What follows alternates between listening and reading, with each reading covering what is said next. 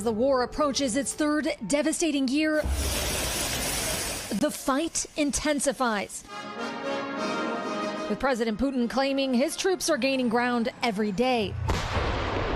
The Ukrainians say those gains come at a high price for Russia.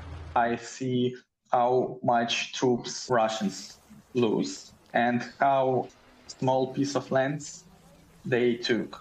Ukrainian soldier Alexei asked we withhold his last name for security reasons. He's been on the front lines in his country's battered east. It sounds like a living hell. We as soldiers, we understand that it's war, but for civilians, it's very hard.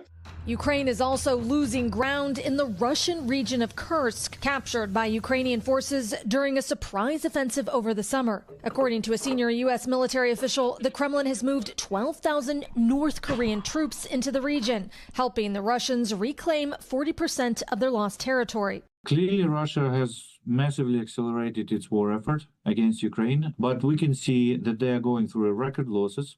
Andriy Zagorodnyuk is Ukraine's former defense minister. He believes the latest Russian onslaught is timed to the late January inauguration of President-elect Trump. It's got to stop. Who has said he can end the war in one day. Is that possible? Ukrainian people don't want war. If there is an end to war, it needs to be genuine. It needs not to be an operational pause during which Russia can get more troops. Then the next offensive would be much more difficult than this one. A possibility that weighs heavily on aid worker Katerina Terekova, who is dedicating her life to helping the estimated 10 million displaced Ukrainians. What that war stolen from a lot of Ukrainians. This is the feeling, the roots with the connection with your hometowns, with the small villages where a lot of people was burned. How long can the Ukrainian people endure this? You know, if you asking a lot of Ukrainians, all of us will be answering you. We will stand by the victory. This is our homeland. We need to be strong.